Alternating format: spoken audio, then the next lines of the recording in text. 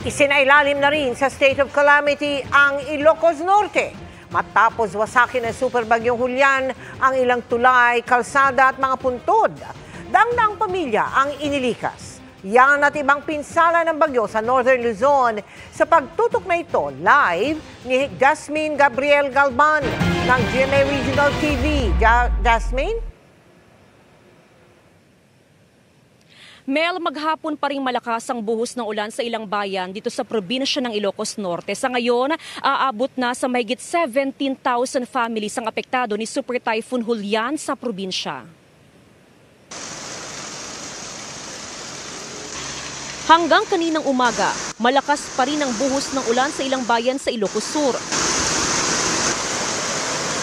Sa Candon City, lubog pa rin sa baha ang ilang kabahayan sa Barangay Kalawaan. Ang sakahan na ito nagmistulang lawa. Kaya ang ilang magsasaka, sinubukan pang isalbang pananim na palay. Talagang tataas ang tubig, aabot hanggang kalsada. Sa ngayon, mahigit 40 katao ang nanatili pa rin sa evacuation center. Tumataas yung tubig. Hanggang bewang po yung bahana sa amin. Sa bayan naman ng Santa nagka-mudslide. Pero agad din nagkasa ng clearing operation ng DPWH. Dahil naman sa matinding epekto ng bagyong Julian, isinailalim na sa state of calamity ang Ilocos Norte. Unti-unti nang humuhupa ang baha, kaya kanya-kanya ng linis ang mga residente sa Lawag City. May mga umiikot na garbage truck upang hakutin ang mga basurang iniwan ng baha. Sa tala ng CDRRMO, nasa 655 na pamilya mula sa 24 na barangay sa lungsod ang apektado. Kabilang dyan ang mga inilikas sa barangay Gabu Norte dahil bumagsak ang ginagawang dike. May naputol namang tulay sa bayan ng Vintar at may gumuhuring bahagi ng kalsada sa ilog. Di rin nakaligtas sa bagyo ang mga nasirang puntod sa isang sementeryo sa Sarap. Pinakamaraming population mostly is Barangay 1. Then even ang infrastructure, ang pinakagrabe talaga is dito sa Gabo. That's why we are very monitoring it also. We heard that may mga casualties tayo pero wala pang verified information nito, wala pang official report. Isa sa Batak, isa sa Paway missing yon, and then isa dito sa Lawag City. Aabot naman sa 250 na bahay ang nalubog sa 3 talampakang lalim ng baha sa Sitio Subdivision ng Barangay Lumbang sa Kalasyaw, Pangasinan. Sa tag-ulan at saka yung hindi pa natatapos na dike po. So di kaya yung pagtaas ng tubig, siyempre pupunta rito, mababang dito sa amin eh.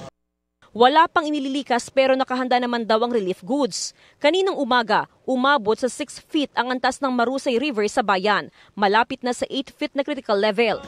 Sa Lagayan Abra naman, 7 individual ang iniligtas matapos matrap sa umapaw na Tinig River. Nasa maayos silang kalagayan. Dahil sa maputik na daan dulot ng landslide sa bahagi ng Bulinoy, kinailangan ng buhatin habang naka-wheelchair ang kakadischarge lang na pasyenteng ito. Sakay sinakay sa police car para makauwi. Nagkaroon din ng landslide sa Baguio Bontoc Road at Alab section sa Mountain Province. Sa impormasyon na natanggap ng PDRRMO mula sa Philippine Red Cross, 2 bahay ang nasira sa landslide maliban sa mga nadaganan din na iba't ibang uri ng sasakyan. Wala namang napaulat na nasaktan sa insidente. Sarado naman ang Mountain Province, Ilocos Sur Road sa bahagi ng Barangay Poblasyon sa bayan ng Bauco dahil sa pagguho ng lupa. Nagsagawa rin ng assessment at inspeksyon ng lokal na pamahalaan ng Baguio City. Kabilang ang pagguho sa Barangay Dominican Mirador at Nagilian.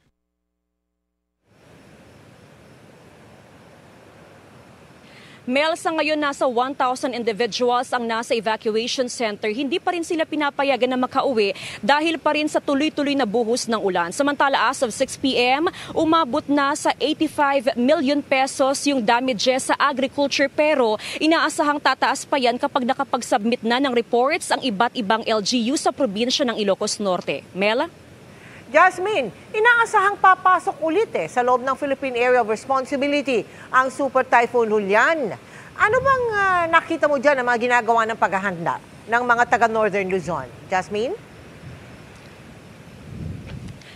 Dito sa probinsya ng Ilocos Norte, Mel, dahil actually ito yung pinaka-naapektuhan sa Region 1 pagdating sa epekto nga ni Super Typhoon Julian, ang pinaka-binabantayan sa ngayon ng provincial government ay itong northern portion ng Ilocos Norte, kabilang dyan yung bayan ng Pagudpod, itong aming kinaroroonan, Pasukin, dahil nga sa matataas pa rin na alon sa baybayin. Ang paghahanda, Mel, talagang binabantayan sa ngayon yung mga residente sa coastal areas dahil doon sa banta ng storm surge. In case kasi, Mel, na pumasok muli sa PAR si Super Typhoon Julian, malaki yung epekto niya doon sa gale warning, possible yung matataas at malalakas na alon. Kaya pinaka-importante pa rin sa ngayon na mabantayan, mailikas kung kinakailangan yung mga residente sa coastal areas dahil sa banta ng storm surge, Mel. Oo, pero dyan sa loob ng bayan, may mga bahang lugar pa rin ba? At saka yung mga evacuation center, meron pa rin? Jasmine?